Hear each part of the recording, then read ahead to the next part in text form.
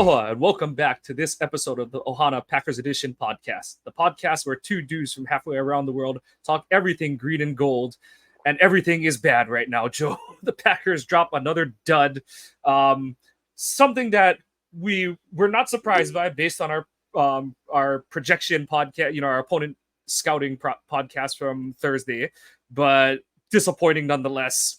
Do you have any other one-word description other than disappointing, Joe, for today's game? Or Sunday's game, I should say. Dreadful. Don't have to start with a D. Duty. No, I really don't. There's not much that can be said about it. Like you said, we kind of have touched on this over the season so far, and it just, I don't want to make this sound bad, but guys like you and me and all the other most of the other content creators and a lot of other people realized that this wasn't going to be like a Super Bowl winning year. We had our high hopes, but we also knew deep down that this was just, when you've got your GM coming out and saying, well, we're just going to roll with the guys that we have, whether, they have experience or not, you knew it wasn't going to be like this amazing season. It would have to be like an Angels in the outfield type season, the situation for this season to have ended in a great way. But it's disappointing too, because we're not used to it. But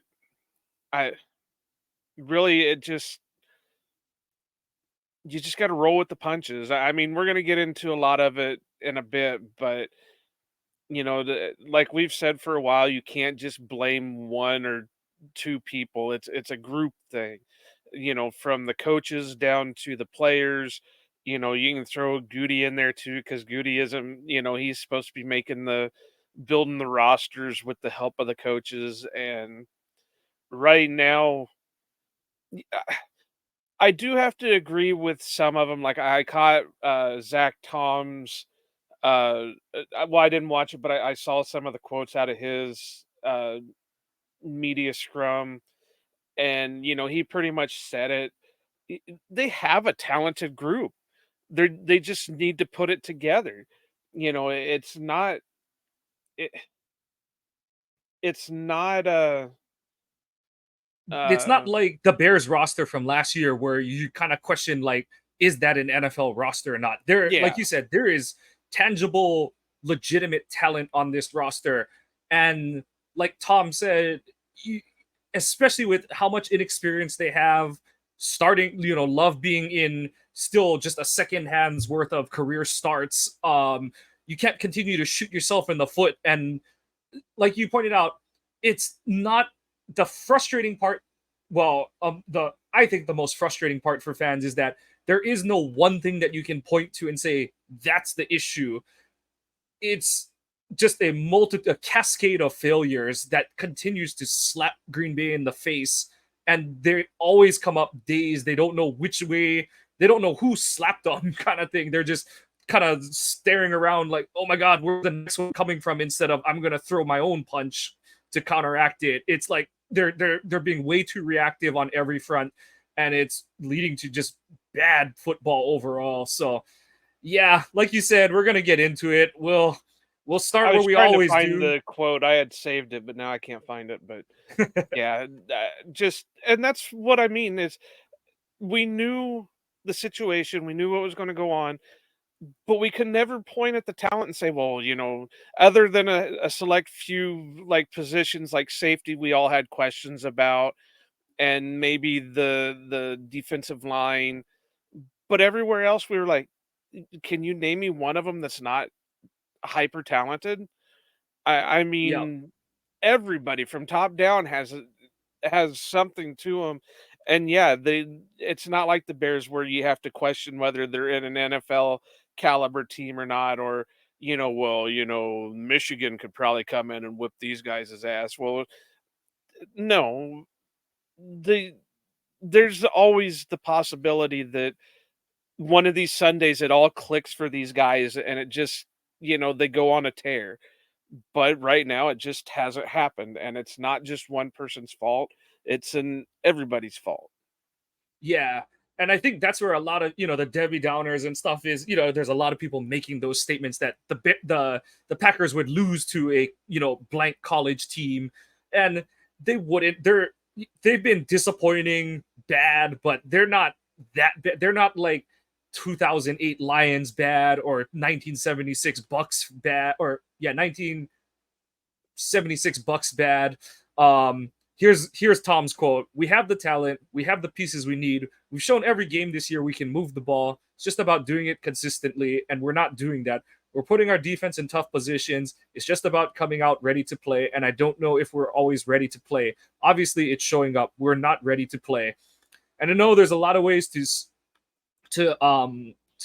spin that, look at that, shine a light on it, but I think Tom is speaking more matter of factly in terms of whether they're obviously preparing during the week, they're installing some kind of game plan, and it's not that it's not the they're not their head's not in the game and they're not trying. It's just that, like we've pointed to, there's just a guy on every play that's screwing up, and it's torpedo. It's death by a thousand paper cut. They're a thousand paper cutting themselves to death on offense.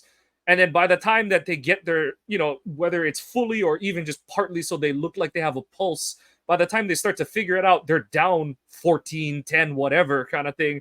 And it creates a situation where even when it looks like it's quote unquote going good, it's like pulling teeth to get the ball down the field for this offense. And so like I said during last week's game against Denver, once they got that holding call on the final drive, I had fully reserved myself to, that's it, they're done. Like it was just a matter of how they were going to not be able to convert second and 20 or whatever the hell it was. So it's frustrating. And like I said, we'll get into that, especially when we talk about the offense here in a second. But yeah, it leads to a lot of, well, now what, from fans, because like I said, it's the most discouraging to not be able to say it's just the O-line that sucks, or it's just because Green Bay can't run the ball. It's because they're not blocking, can't run the ball, can't catch the ball, and when guys are open, Love isn't throwing the best passes to him. So when and that's only four, and I know there's more issues than that, but it's one of those, okay, which one of those four is it going to be on a given play kind of thing. So that's what makes it such a headache for fans. And everyone says like, oh, they're not trying. Trust me, those guys, the coaches, they're not just sitting there going, well, I'm making $8 million, I'll just throw my feet up, I can handle the public humiliation. They're trying. And I know that everyone gets sick of LaFleur's same repeated speech and stuff, but he can't go into the press conference. This isn't 1960 when Lombardi coached, where he could go in and just say, my players are all idiots and they don't know what we're doing. They suck. I know what I'm doing. You can't do that anymore. And I've got to thinking, I wish they would just stop the media, the press conferences, because there, like you said, there's not going to be a coach that's going to come out and say something like that. You're just going to get coach speak every single time. Yeah. I'm willing to bet you, if you were to go through every single one of the press conferences Matt LaFleur has had, he said the same thing every single time. Outside of one or two things, like maybe, okay, well, this guy went down with injury, or, something like that. But everything else has basically been the same thing. Execution. We're just not, we're not getting there. We're just not all on the same page. We're, uh, uh, what's the other big one that he likes to say? Well, specifically about like Aaron Jones, well, we just got to do better to get him more touches and stuff like that. So I just wish they would do away. I understand why they have the press conferences. It's so the media can get, answers. But really, at this point, with the way AI is, you could probably just put in Matt LaFleur quotes, and it would spit out a whole press conference for you, because that's all you're going to get is just the same basic canned answers week in, week out. Yeah. And we can go on about this in a million different ways, but everyone wants to hear it. Like you said, he can't do that. we'd love to be a fly on the wall in the meeting room, in the locker room after a game like that. But they're never gonna, you can't do that in this era where guys are making as much money as they are and all the different factors that go into it. It'll go back to, well, what's LaFleur done? Who is he to talk to? So yeah, like I said, we could go down a million different rabbit holes on that front, but instead, let's pick apart Well, what was. before we get to the offense, I have to say this. And no, I mean, we're going to shift the boat completely on this one. Now, I know friend of the show, Jason Perone, kind of answered me on Twitter, but do you know if they had any practice squad call ups this week? I don't think they did. Well, that if they didn't, then that's 2 weeks in a row they didn't use their practice squad call ups. So Yeah, what? Well, I mean, like we kind of talked last week. Well, if Devontae Wyatt's kind of ailing, which he went out and played, so maybe it's nothing major.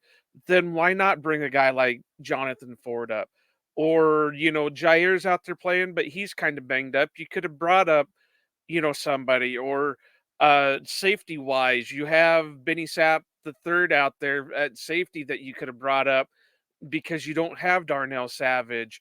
So if you've got them, why not use them? I mean, I can understand if it was everybody on your practice squad was down to their last call up and you're just like, no, I'm not going to do it. But they're not. The only couple of guys that have used all their call ups, the they're not on ones the roster currently on the anymore. the ones Or they're on not on the the practice squad anymore, I should say. right, Yeah. the ones on the active roster, the other one's not even with the Packers anymore. So what's the difference? Why are we not using this one simple thing? Because what would have happened if AJ Dillon's injury was more than what it was? If he wouldn't have been able to come back in, then you got Aaron Jones, who you don't like using anyway for some odd reason, and then you got Emmanuel Wilson, who you're not using for some reason. What are you gonna do? Just run Sean Clifford out there and run the 2 quarterback set? Apparently, it's just going to be quarterback draw with Jordan Love. That appears to be the method of the madness here at this point. But I don't have a good answer for that. It Yeah, I don't know what to tell you there. And I don't know if anybody's been asking him in the press conferences. Maybe I should send a DM over to old Wes Hodkowitz and say, "Hey, can you ask this at the next press conference?" Yeah, I don't have a good. I gotta look too at the I gotta double check the roster rules. I don't remember if calling up those two guys means, because I know that you're supposed to like add up to a certain number of guys on game. It's like the 48, the 46 or 48, whatever they're at now. They have so many different funky rules with inactives and stuff that they've messed up the numbers. But I don't think it is, but I can't remember if you need to deactivate more regular roster guys to allow for the call up guys. I don't think that's what it was, but I got to double I check don't that think so. later. I think the two Yeah. guys are just in like emergency. Hello, Mario.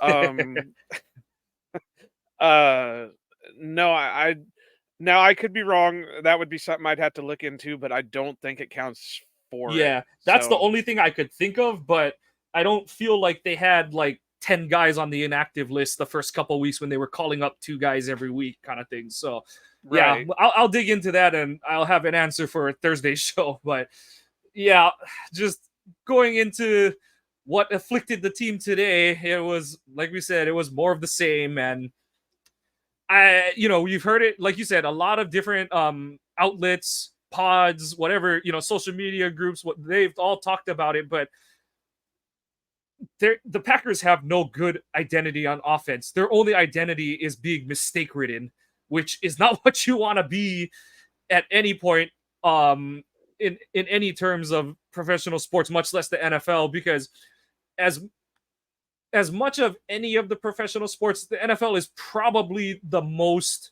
dependent on all 11 guys playing well. Like MLB, if your pitcher is just raking, or if is just your pitcher is just dealing, the other team is going to get no hit. If you have a hot goalie in the NHL and they're just standing on their head the whole game, it doesn't matter who's on the other team. basketball, you can have LeBron and he just tilts the floor. Even at his age, he tilts the floor for you. The NFL, like you can have a perfect Wait a play minute. from There's 10 other guys. sports than football?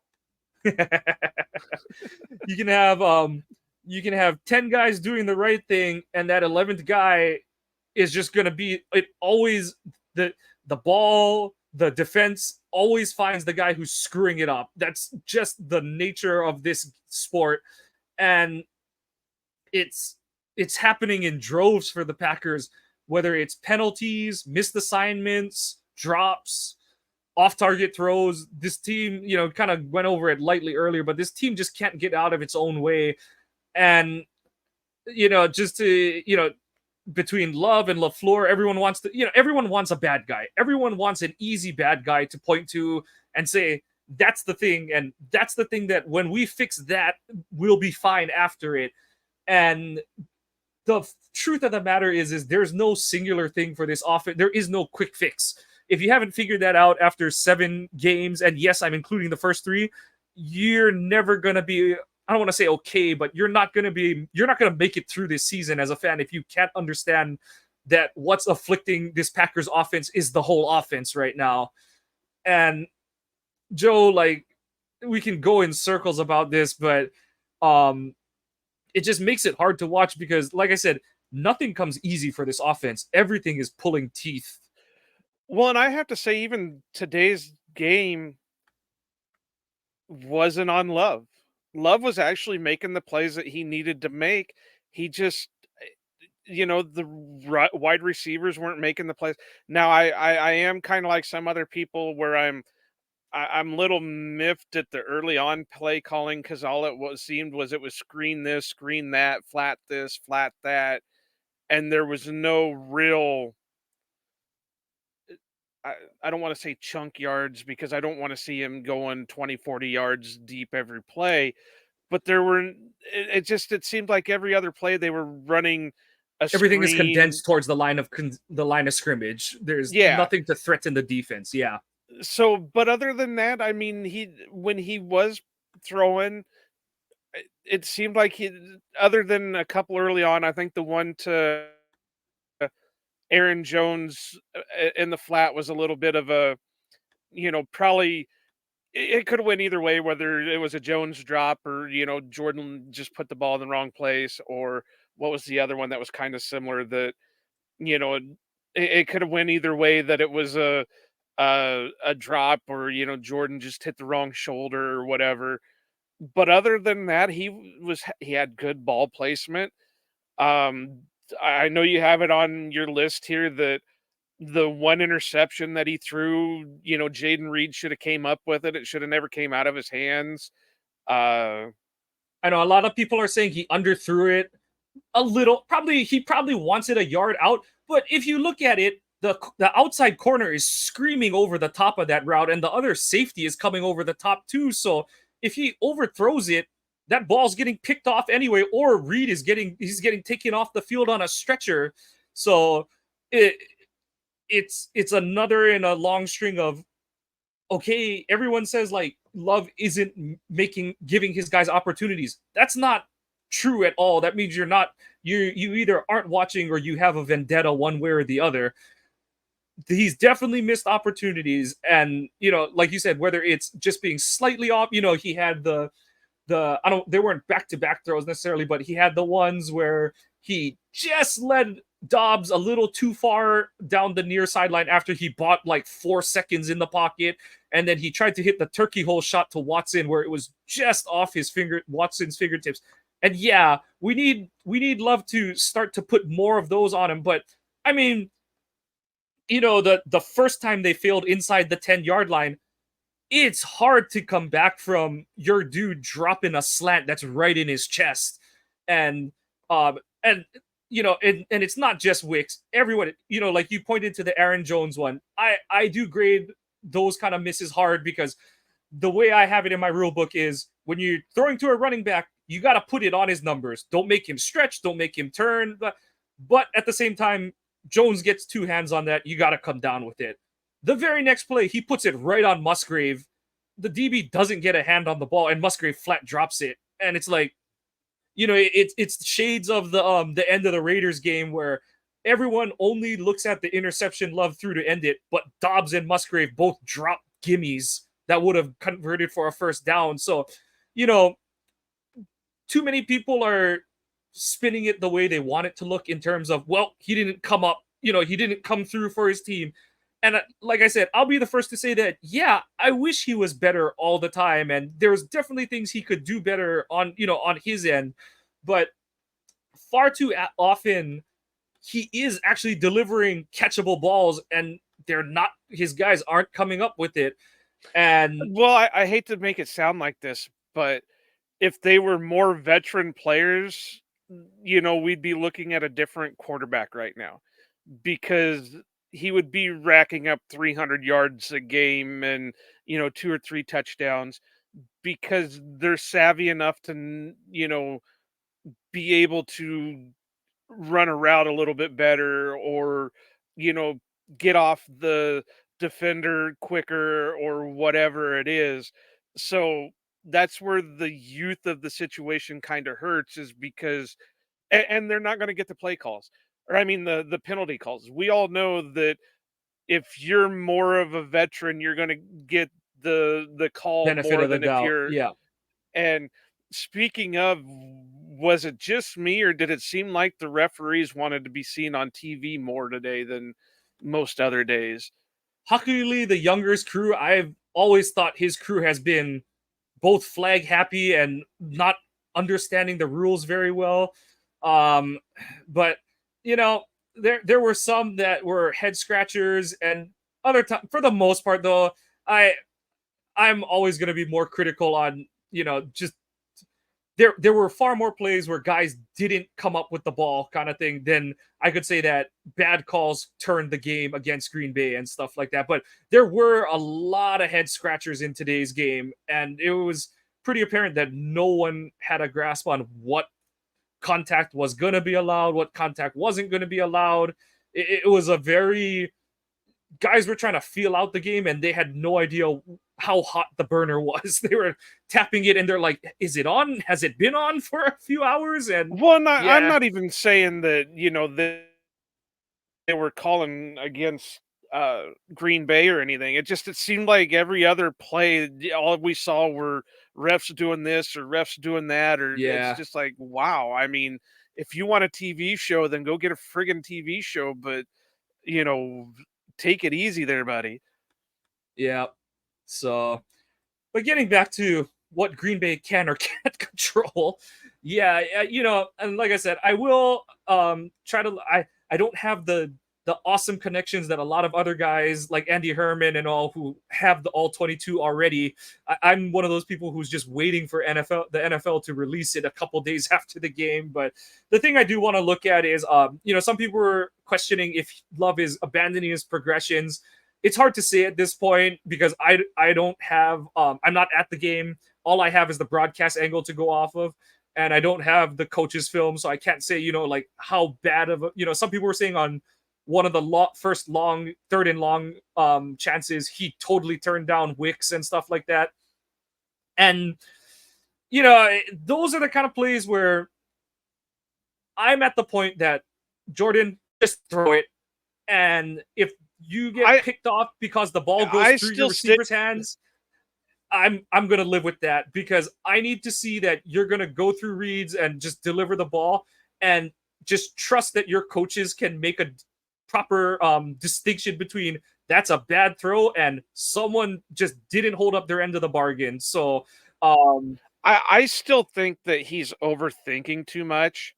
Where and, and I hate to use this analogy, but he's he's trying to play chess when he needs to play checkers. oh no, that's a And good analogy. because, okay, well, maybe he saw the Wicks thing and he didn't shake him off because of, this, but he thought too far ahead. Well, if I leave this out there, then this guy's going to cross over and this guy's going to hit this. You know what I mean? Where instead of playing the checkers and making that throw, he's thinking 3 moves ahead when he needs to just think of that one move. Yeah, no, that's totally fair. And it's it's one of those things where it's everyone's like, how much of it is on love, and I don't know how to break that, because everyone, like I said, anyone with an agenda either way is going to try and shape it more. They're going to hedge it more one way or the other. My whole thing is, he has a chunk of it. He can definitely play better. There's always little smidges of ball placement. I'm sure there's some decision making where he could be better. Like, one of them that everyone kind of pointed at was the drive where he ended up hitting Dobbs for the touchdown. The second down play in there, um, it's like, oh, okay, that one he should have handed it off to Dylan, because the O line actually blocked it. But that's one of those plays where I gotta go look back, and it's like, well, he's not looking at the whole O line. He's looking at one guy, and if his one read is, if he read the one read correct, I can't blame him for pulling the ball and trying to throw it. But if that guy crashed, or if that guy stared him in the face, it's like, okay, Jordan, you got to just hand it off, kind of thing. As much as I know he's hearing that he, there's a lot of the fan base that's saying, like, he's not making enough game changing plays, and he hasn't come through in the clutch, and he's not, all those kind of things. I know that, no matter how cool he's playing it, he's seeing and hearing those things. You just can't not be hearing those kind of things. So, but he just has to. Those are the kind of things, like I said, I'm grading him hardest on, is make the correct pre-snap. Read your coverage leverage pre-snap. When you snap the ball, if you have two options, the play in Denver last week where it was like, throw the screen to Jones or throw the quick fade to Dobbs. It's like, hey, like, you got to make sure you hit Jones when the screen is actually set up, kind of thing.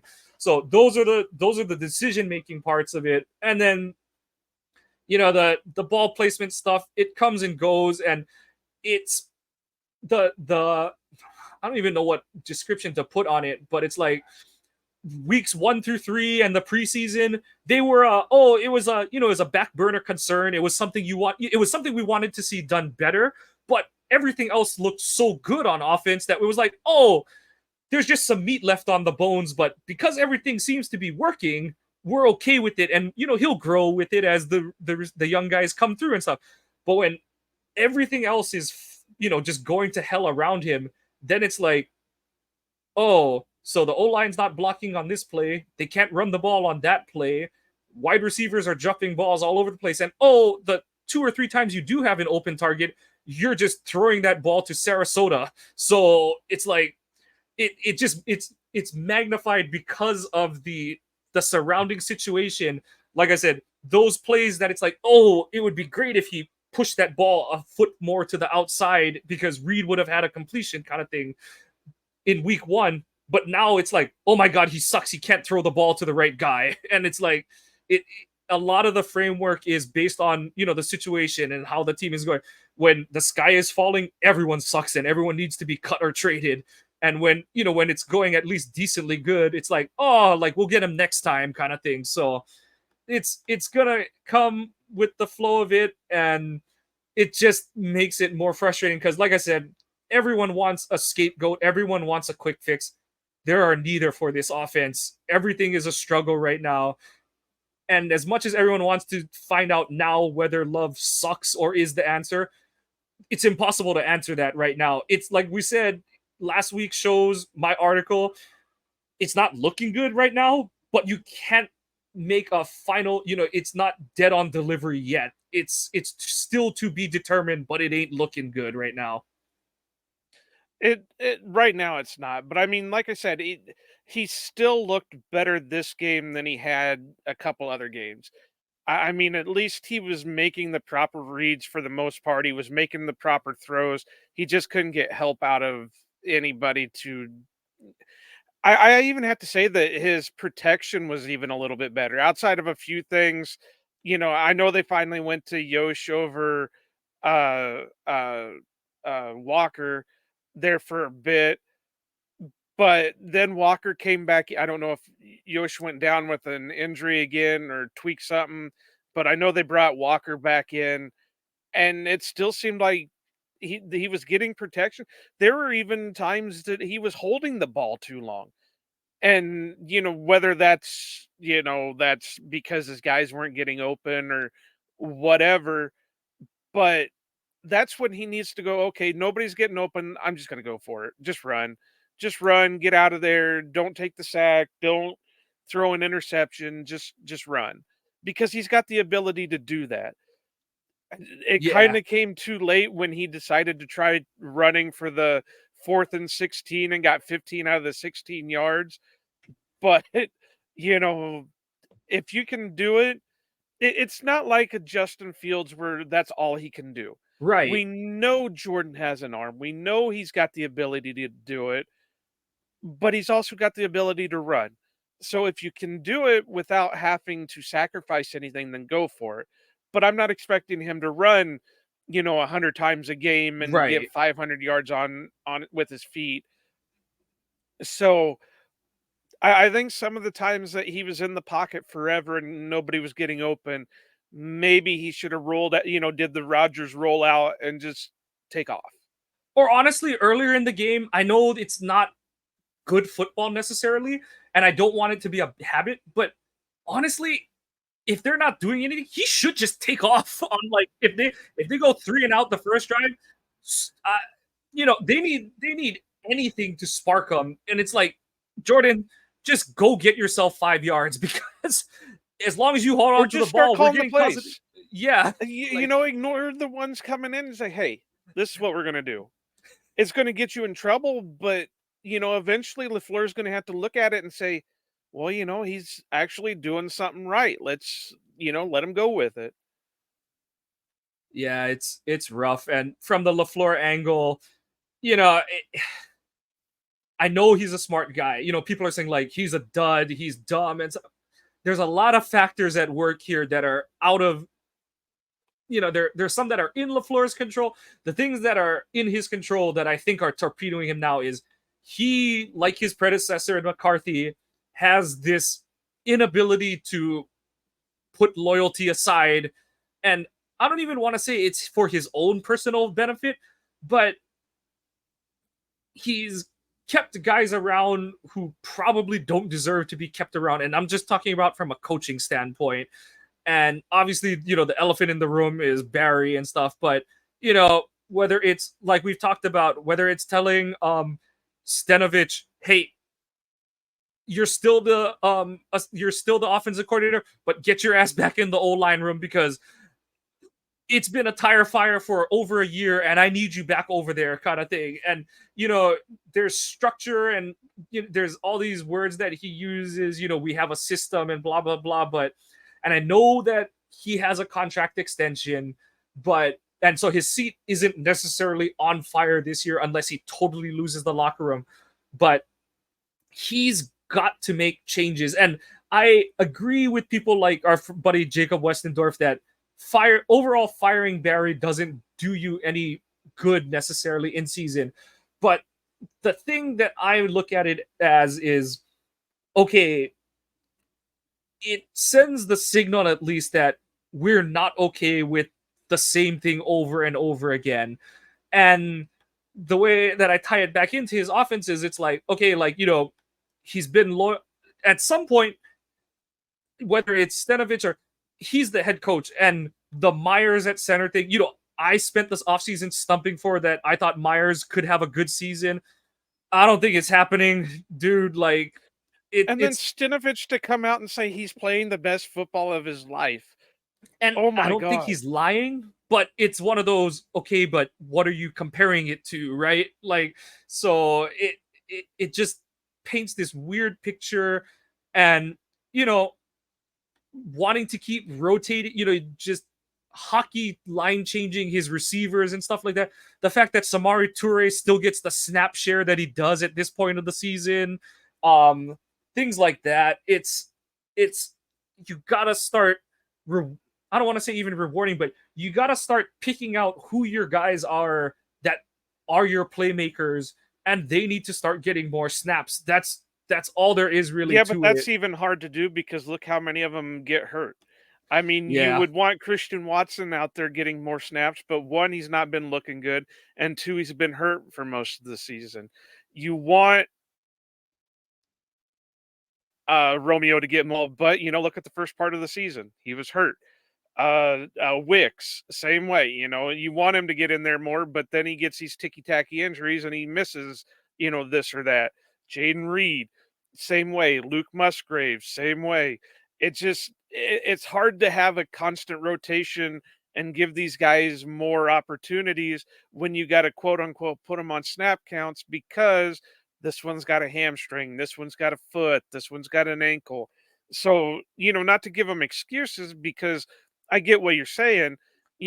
Some guys need to have their snap counts cut and some guys need to have theirs bumped, but you also got to go off who's reliable. And as much as people are piling on Samori Toure, he's been reliable because he's Healthy. able to. Yeah, he's been Yeah, available. Yeah. So I know, yeah, it, like I said, there are no easy answers. There's no cheat sheet for this test. But my big point that I have in my notes here is, like I said, the most frustrating part from my point of view as a fan of this team is what has gotten better from the start of the season, or even just from the Detroit game. And I can't say they've gotten better at anything other than becoming more discombobulated and inconsistent of a team. And that's my whole thing is LaFleur just needs to pick something and make that the thing that he's like, okay, I obviously can't fix all of these tire fires that are going on around my offense at once. It's not feasible. Like, unless everyone goes to sleep one day and turns the proverbial light on overnight, they're not going to fix all their issues at once. So just, and like I said, the one I point to is get Stenovich, supposedly one of the best O-line coaches in the league, and that's why you promoted him to keep him in Green Bay. But you tell him, dude, go help your former assistant coach. Whatever is going on over there ain't cutting it. And it's, for all intents and purposes, if whoever 5 guys we do start, if they don't get their shit together, they're getting us all fired. Like, that's the simplest way of putting it, is like, your O-line, and everyone's gonna say it was the run game. That was on the back of a veteran O-line that was supposed to be rock solid in pass protection and at least reliable in run blocking. And it's like, between LaFleur being this offensive genius, which I do still think he is, and Stenovich being a damn good O-line coach, I think the results bear that out. The two of them have to figure out what the hell is going on with that room. And that's the one where I think that's the place to plant his flag and figure out what do we, whether it's moving Tom into center, putting Yosh at right tackle, if it's, starting running into Goot's office and telling him, I need a run blocking right guard, whatever it is, like, they've got to do something on the move and I think O-line is the one that they here's an idea have to I kind of floated last episode. Okay, so Josh Myers is quote unquote playing the best football in his life, whatever, or one of the best, whatever it was, the actual steno quote. Okay, well, if you don't think John Runyon is, then okay, move Tom to center, move Myers to right guard, where he can quote unquote continue playing the best football of his life, but he's not making uh the line calls. Then you could put Yosh or Walker at whichever tackle position you want. You still got your best player, your player playing the best uh, football of his life on the field, but you've taken him out of a pressure situation and put somebody who looked like he could handle it. Yeah, like I said, there are no easy answers. There's not.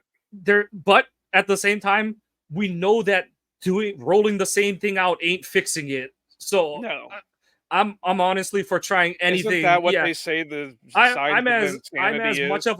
I'm as much of a continuity as everything on O-line person, but continuity ain't shit with this group, in all honesty. So yeah, I'm for anything at this point. But to me, that's the thing with LaFleur that I want to see as a fan is because I think he's still calling some really good plays out there. You can't have guys who are running dead ass wide open on a play that Love is missing or is dropping a pass if it's not a good play call kind of thing. So I don't think he's broken necessarily. I think his offense is broken because of all the issues that have popped up, that, some were because of, like you said, because of youth, because they don't have veteran, their veterans are their 2 second-year wide receivers and their fourth-year fullback. 3 second-year wide receivers. 3 second, thanks. And the adults in the room on offense were supposed to be their O-line and their running backs who've been injured or ineffective all season. So, like I said, that's where I would like to see LaFleur put his stamp on this season and say, okay, at what are we in, week 8 or week 9, we're gonna it's gonna be a monumental one, but we're making a change, and we're saying that we're gonna do something about this, and we're gonna try to make something happen with this O-line. And that's the big thing. Is I don't think, while I do think that part of this season is waiting for the young guys to catch on, you have to supplement that at some point when they're not catching on, because still this week you had plays where it looked like guys were in the wrong spot. The first time they failed on fourth down in the red zone,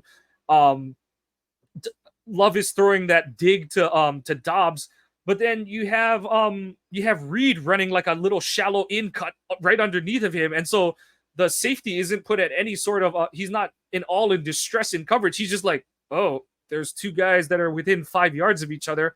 I'll just hang around this play kind of thing and stuff. So again, it's the same kind of thing. I think that's the one that I looked at and I said, I think he was shooting for Reed more than he was Dobbs. Because if you look at it, Reed cut it short, and I think Jordan was thinking he was going to continue the route, and it just ended up that Dobbs was in the same position. Right. So those are all different things where it's like,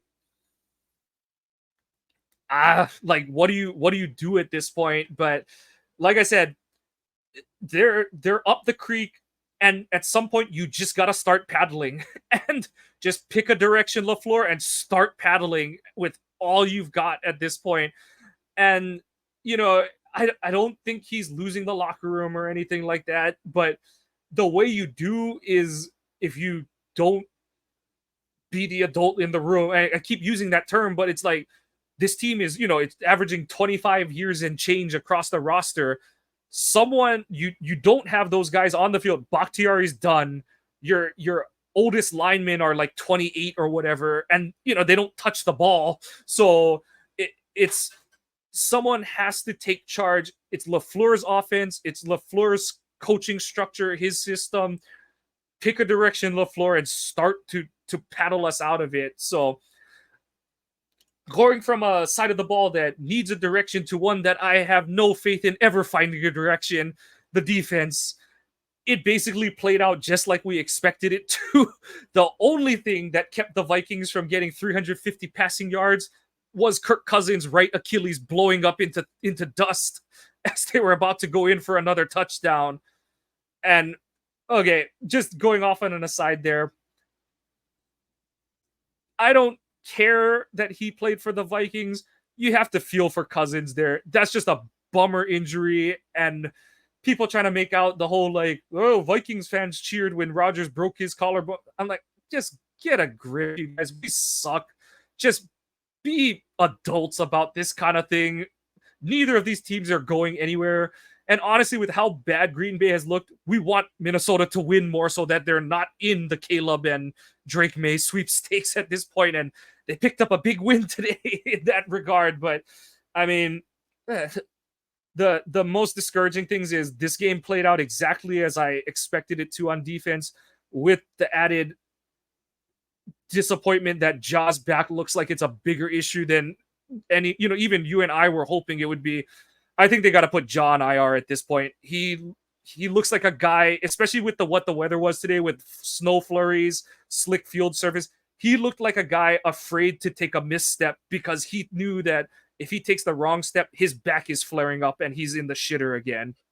Well, in a way, but then every once in a while you would see him make a big play or something.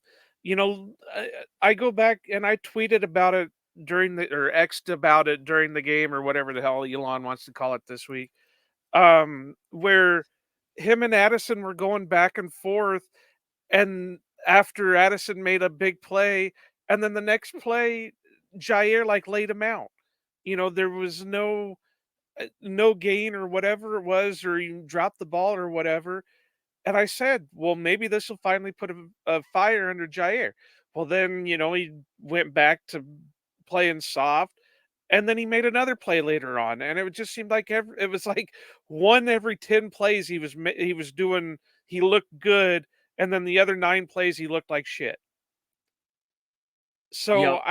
I don't know if I mean, you could be right. I didn't pay much attention to how he was looking, when he was doing stuff, but you could be right where he was afraid that it was going to start flaring up or whatever, or who knows what's going on. So maybe a stint on IR, or maybe another couple weeks or whatever it is, but I don't. It's hard for me to say. Now, I'm not So going to say like a lot of them have been saying, well, ever since he's got his big contract, he's looked like shit.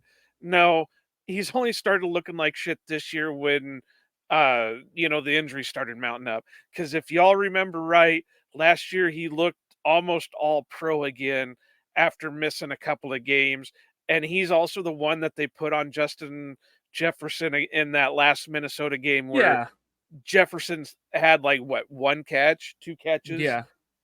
Yeah, it's everyone wants to make his season last year look worse than it did because it paints this narrative that he doesn't give a crap after he signed his contract. I agree with you. I don't think that's the case. Last year he was inconsistent to start the season, but he came on with a flurry to close the season, and that fed into the whole: is it Barry? Is it Jerry Gray? Was it that whole feud? Is it still Barry this season? What is it kind of thing? But I do think it's mostly the injury.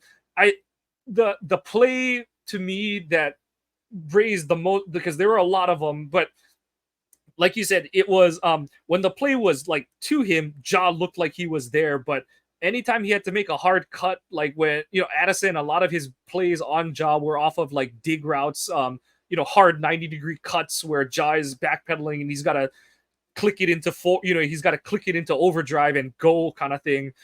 Or the touchdown he gave up where it was on like a quick out and up kind of play. Ja doesn't even react to the out, but he can't click to close when Addison breaks it back upfield. And like I said, I'm not saying this to bag on him, but my whole thing is it's bothering to me. Like he just looks like a guy where he's in his stance and he can't get out of his stance. So he looks like a guy who can't get off the toilet seat. And it's like Been him. there. We've both been there. So practicing, I don't think is doing him any good at this point. He just needs to get off his feet for a few weeks, like use the majority of the IR stint to just, like you said, whether it's acupuncture, heat treat, whatever the hell he needs to do, go do it. And just like, because like I said, everyone thinks that the wear and tear is from the hits and getting contact and all that kind of stuff. It's just the constant running. It's like I said, I don't know if it's a lower or an upper back injury, but the way he was or wasn't moving out there today, he just needs time off. And I know it's going to feed into the narrative that he doesn't care after his contract, and oh, the team isn't good, so there's another high price guy that's not trying. I don't think that's the case with the guys on this team. I do think they because that's the thing is, like, people are saying Kenny Clark's under. Kenny Clark is young enough that he's going to get a third contract from somebody. He needs to perform to get that third contract. Same for Ja. Like, these are all guys that were drafted when they were like 21. So a third contract takes that's when they're 28, 29. So they're playing for something, whether team success is high on the goal is how good the team is, but they're playing to stay in this league one way or the other. So I don't buy into that talk. But Well, and then for people to say, well, Ja's getting traded, they got to trade Ja. It's not happening this year. If they're going to trade him, it'll be no. next year. The ramifications money wise this year are too Oh, no steep. way. Yeah. There's And no way they can. no, I think I read that uh it would be negative cap savings if they were to trade him this week, this year, or Monday, which is tomorrow. So it would be like they would save negative $20 million if they traded him tomorrow. Well, that doesn't help a young team. I don't think they could afford that right now. Yeah, it's especially because they like renegotiated his deal and all that kind of stuff. It doesn't work out money wise. So yeah, like I wrote a different article. The four guys who could get traded, and those are guys that um would create cap space and would open up a chunk of change that is going to be used on, whether they're guys on the roster right now or guys that are going to be added in either free agency or the upcoming draft, whatever, so be it. But um the guys who just signed extensions are not on that list in terms of, hypothetically you could get the biggest bang for, you could get the biggest return, but realistic, well, and that's the thing too, is like if Jaw's back is so bad that he could go on IR, what team is going to trade for him at this Well, and point? I don't think they could. Yeah, If he's got some kind of, isn't it? If he has some kind of injury designation, they can't trade him. I don't know about designation, but it's the whole like, so it's like the Brett Favre thing where the Packers, some Dr. McKenzie would probably tell you, I still think we should have failed him, and it was, Bob Harlan was the one who was like, or not Bob Harlan, it was Ron Wolf, who said, screw it, like approve it. It just push the trade through. I don't care. I've got 4 good years out of him, kind of thing. And it's only if he's on IR that I don't think he could be, if you're on PUP or IR, I don't think you can be traded. But because he's on the active roster, it would just be a matter of, the return would probably be affected by the fact that he might miss time because of his back injury, kind of thing. So it gets into the semantics of that side. And then it's the whole, okay, what is enough to get back for Jair to make it make sense Right. to move him now, kind of thing. So like I said, I don't think trading him makes sense. Just protect him from himself and continue to, just I mean, it's Barry's defense. Like I said, it went like I expected it to. Minnesota marched up and down the field. What was the stat that Jacob Morley was keeping track of? They converted like 8 third and 8 pluses or something like that on the day. And it goes back to the same stuff we've been talking about. There's no cohesiveness on this defense. The times that they're getting pressure, they're not getting home because the quarterback has somewhere to dump the ball off because the coverage is so loose. They had one where Cousins threw to like his fullback in the flat and the guy went and turned up and got a first down. And so it's like there's no defense to correct that based on what Barry's doing out there. And yeah, like that's why I know that we haven't spent too much time talking about the defense the last couple of weeks, because it was the whole, okay, like sure, they haven't allowed 20 plus points, but it's more because of who they were playing than anything they were doing on their own. So yeah, And I don't have it's much getting more to on be the defense. same thing. Well, and it's beginning to be the same thing with the offense. There's not much more we can say about it because until the coaches themselves decide to change something up, it's just been the same old story. Now, I do have to say that I think Barry's scheme today was like even worse than it has been because all he wanted to do was play soft across the board. And, in a way, the run defense was a little bit better, but overall, it just was still soft across the board, and they weren't doing anything with it. It's like we said, Barry, he's an old school defensive coordinator, and old school defensive coordinators have this historical trend of like they have a binky scheme and they don't turn away from it. And it's like no matter who the opposition is, it's Kirk Cousins. Kirk Cousins will happily take checkdowns all day if he's gaining good yards on him. And he was like, I don't know what his his average depth of target was going to be on the day. I don't believe it was going to be more than like 6 yards, but they were all wide open. And like he had the one play where um it was a repeat of week 1 from last season. Cousins was taking advantage of all the open space underneath the coverage. And then the few times that they called down the field throws, they were taking advantage of the fact that the Packers were in cover 4. And so they knew how to run coverage or route combinations that would create voids in that defense. And that was like some of those deep corner routes to Hawkinson and stuff like that. Like, it's just the same shit, different day. And like, okay, so there's a lot of people say like firing Barry doesn't change anything, all that kind of stuff. The one place I disagree with that is that you're right. It probably doesn't change how Green Bay plays this season because it's hard to totally scrap on either side of the ball. The one place it does matter is it means his ass is gone, and there's no Jed. Like that was the thing with last year. Is I said it as they started to win games down the stretch last year. I was like, they're gonna either make the playoffs and be out in the wild card round, or they're gonna lose like late in the season when they don't have a good, like a not a top 10, not a great draft pick. And in some regard, they're gonna say, it was good enough and just a little bit better play from the players on the team, and we'll be better. And like I said, that's where it circles back to LaFleur being loyal. And it's like, no, Westendorf was saying it on Pick 6 this week a lot. Good enough is not good enough. That has long been the attitude in Green Bay. You're willing to live with, potholes here and there on the path to, to greatness. And it's like, it's good enough because, the excuse was we have Rodgers. And this year it's kind of like, it's good enough because we're not expected to win anything. And I'm not saying they should have like gone with like a gung-ho coordinator like Flores who is going to blitz every down and play cover zero, but like I said, the benefit of firing Barry is nothing about the defense will play better. It's the fact that you guarantee Barry won't be back next year. That's an improvement on its own. That, but it would also be in hopes that the interim coach, whoever would be the interim coach, is going to be playing, coaching for a job.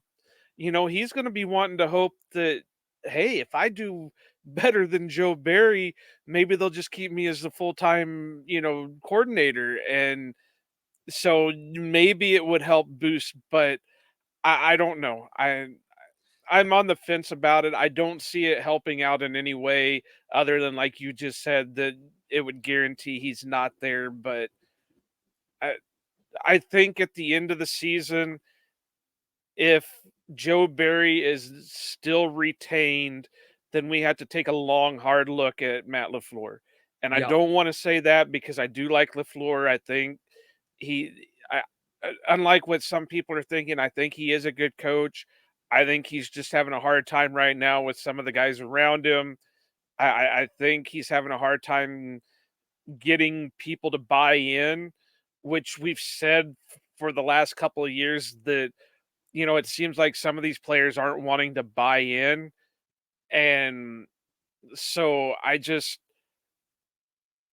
don't put it all on him. But like I said, if Joe Barry, if the inclination is that he's going to be retained, then I think Dan Kotnick said it earlier in their post game that then I think Goody has to take a long, hard look on whether or not he wants to keep LaFleur, because if they stay with the status quo, then that also puts Goody's ass on the line too. Right. And and then it gets even to a higher level than that, then you get into the tinfoil hat of the whole, like, okay, I believe they're still under that structure where Murphy has, I don't want to say he has final say, but he had, him, LaFleur, and Goot are on, even playing field kind of thing. And they're, it's like the judicial, or it's like the, it's like the US government system where it's the three checks and balances kind of thing and stuff where, like you said, the things that are at factor is, so the overarching one is Murphy's hitting mandatory retirement either in a couple of years at least, in 2025, like before the 2025. I know he's there for the draft in 25, that's in Green Bay, but I don't know if he's there for the season that follows that, or if he's done before, like he's like done the day he turns a certain age kind of thing, right? But so, right or wrong, he has a legacy, and he's an egotistical guy. He doesn't want his legacy to be, yeah, you brought the draft to Green Bay, but they had the first overall pick like 2 years in a row kind of thing. And then Gutekunst has to look at it as, who knows, the next CEO is probably also going to be a Packer person kind of thing and all that stuff. But still, his spot is not necessarily guaranteed. And so, like you said, like, it's a little tinfoil hatty, but at the same time, it's not hard to draw some dots that those two guys would be having, they would have questions for LaFleur if it's like, or it's a different conversation if they all agree, like, nah, Joe's the right guy. Like, and we won't even get into that conversation, because if all three of those agree that route, it's like, well, we're screwed. Like, yeah.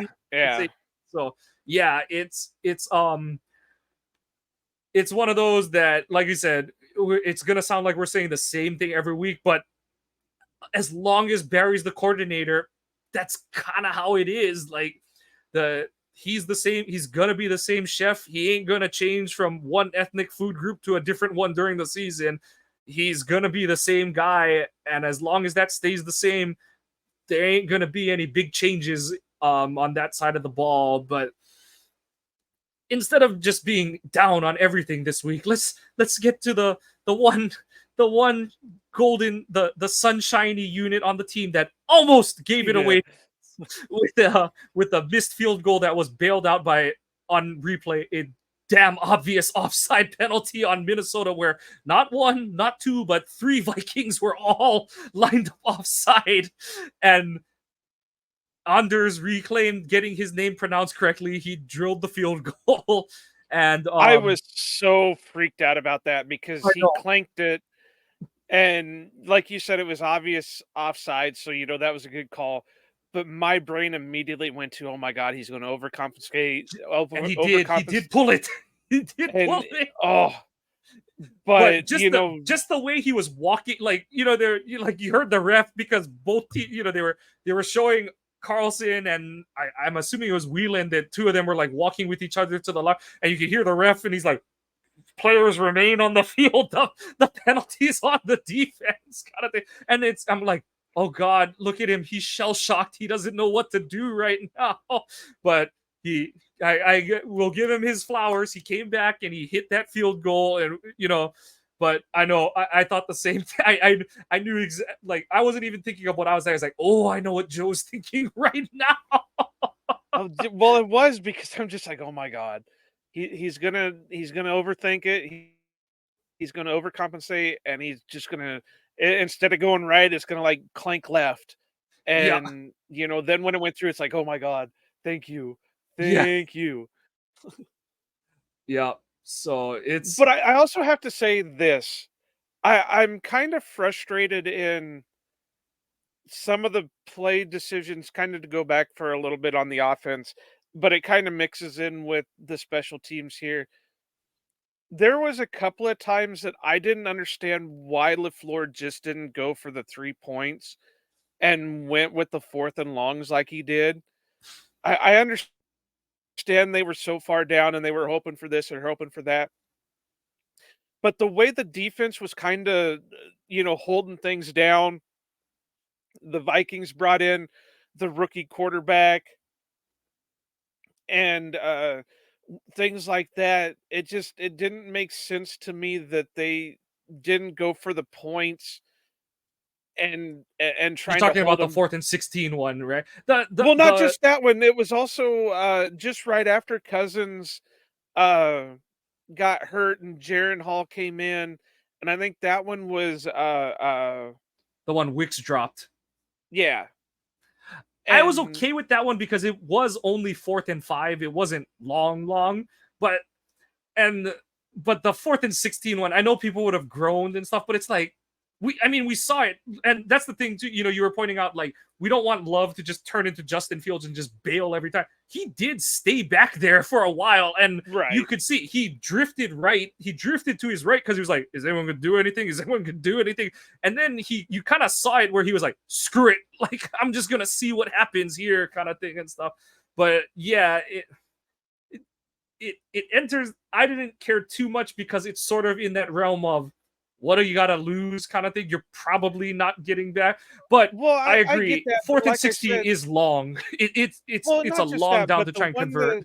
Wicks drop, it could have easily been Uh, at that point, it would have been 24-13. So you're still down by, 11 points. Well, then, okay, let's say the rest of the game plays out like it did. Well, then you have I believe it was, did they punt it? I think that was the punt, and Nixon had a decent return coming back.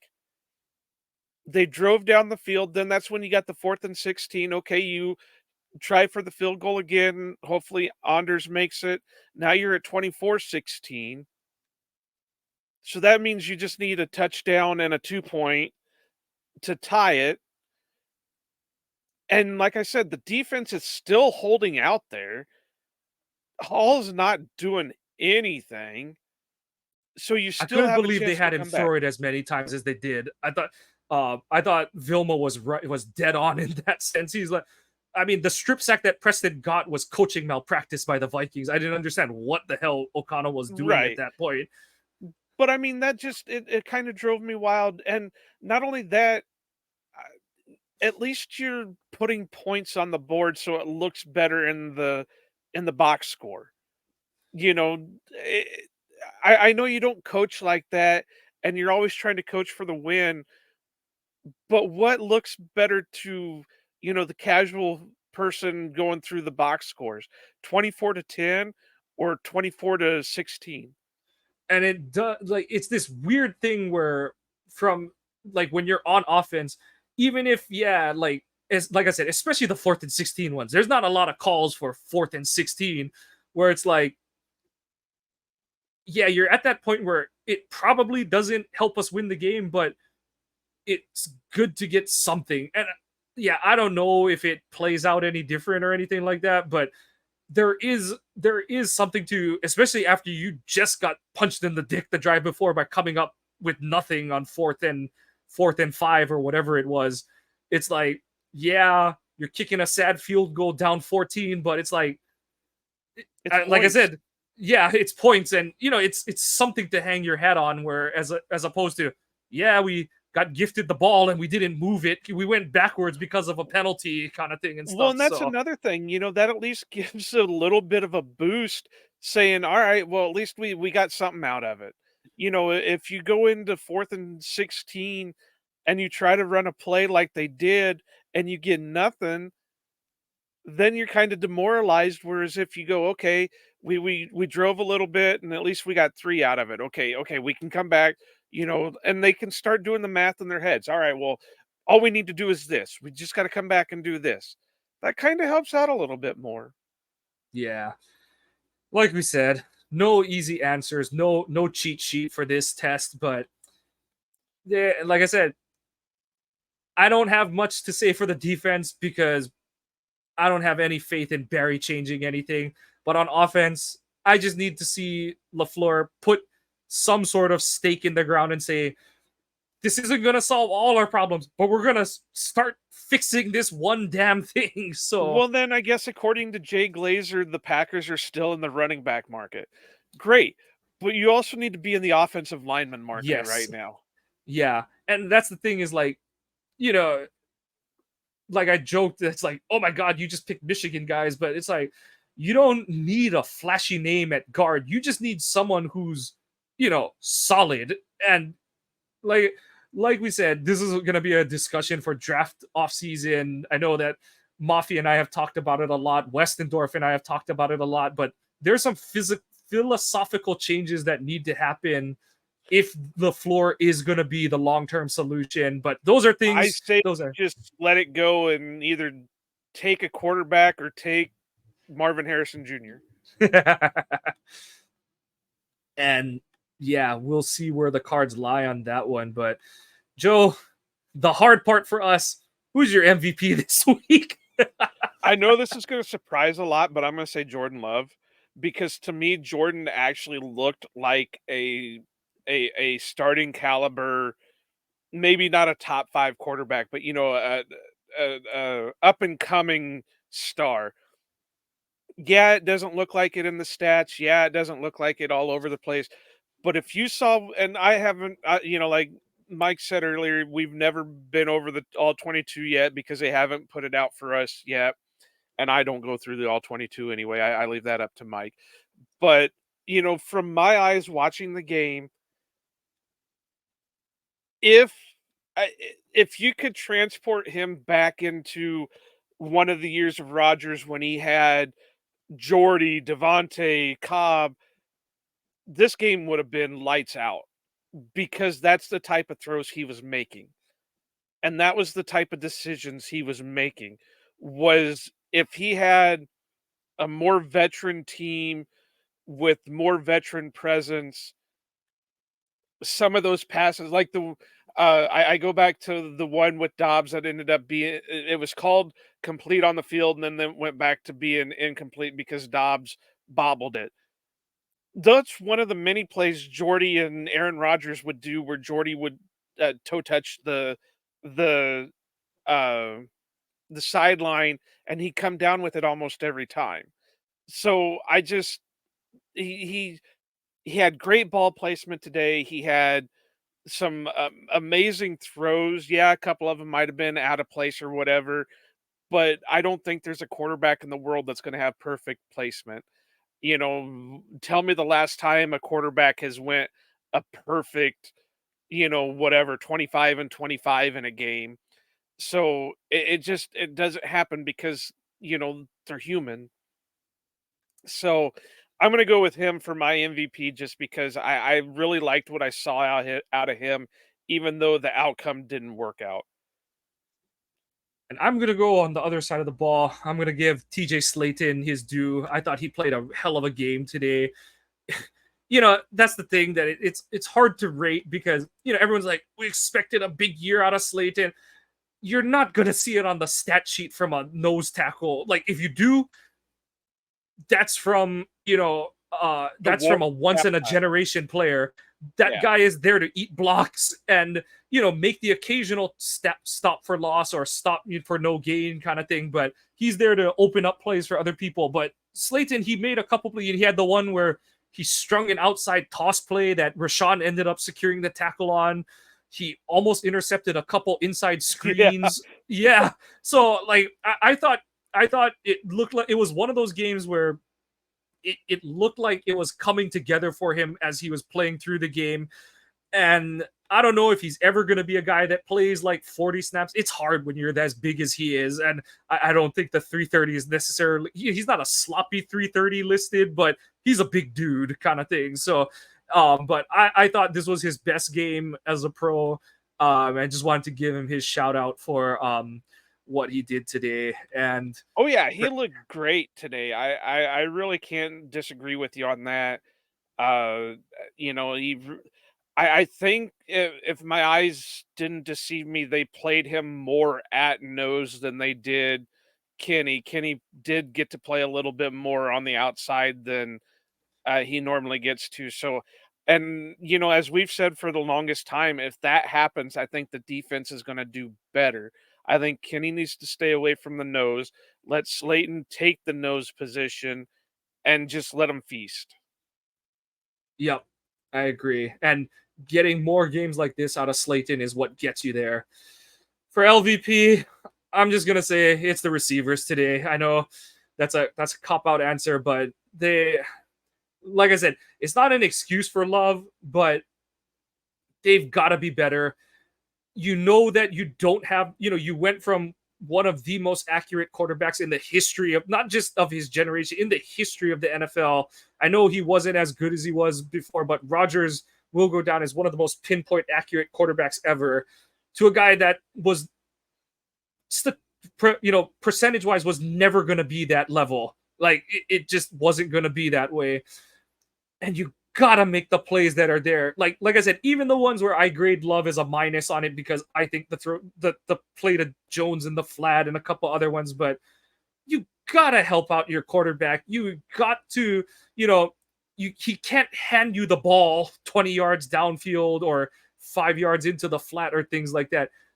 You're all paid professionals. Do your job. Make your quarterback look good. Make yourselves look good by making some, not necessarily highlight plays, but every play you make is an opportunity to become a highlight play. So it's, I that's the thing. We've pointed at it for a couple weeks, and at some point the light is gonna we've seen it flicker on for all of these guys at some point. Each one of the, even Toure, who are a dog, has made a couple plays that have surprised me this season, but the light never stays on for these guys. It's always on for a play, off for a series, off for a, off for a play, on for the next series kind of thing and stuff. So it's got to start staying on for these guys, and until it does, they're in my LVP for this week. I can't disagree. And matter of fact, I'm going to say the same thing. Wide receiver. There were numerous times that made me so mad that I just, like, one of the deep ones that it was a little bit overshot of Dobbs, but if Dobbs would have laid out, I think he would have made a spectacular catch along the sideline. And uh, again, I'm not going to blame him for a lot because, one, injuries. He hasn't looked like himself coming back, but he's also not fighting to get open. Wicks has looked all right for what he is, what he was drafted at the moment. I think he's got a ton of potential, but he had his drops.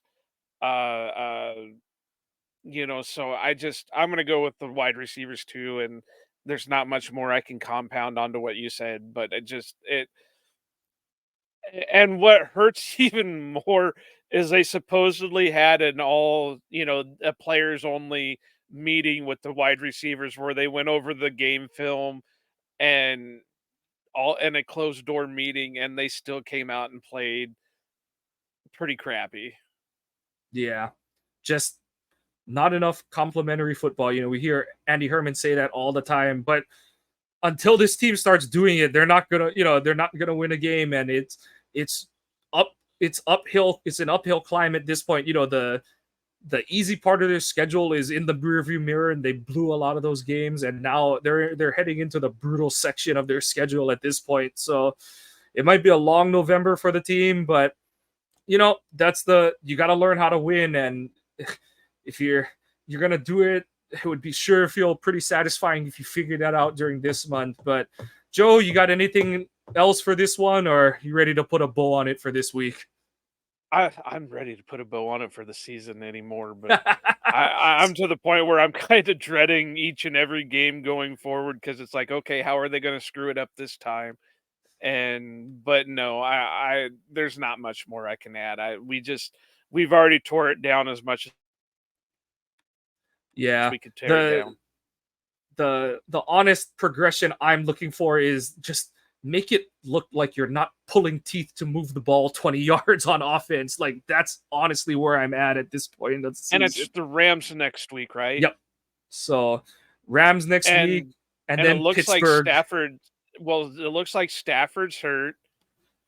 I saw him taping. They were taping up his thumb, and then Kenny Pickett left, so Yeah. we could be going against backups the next 2 weeks.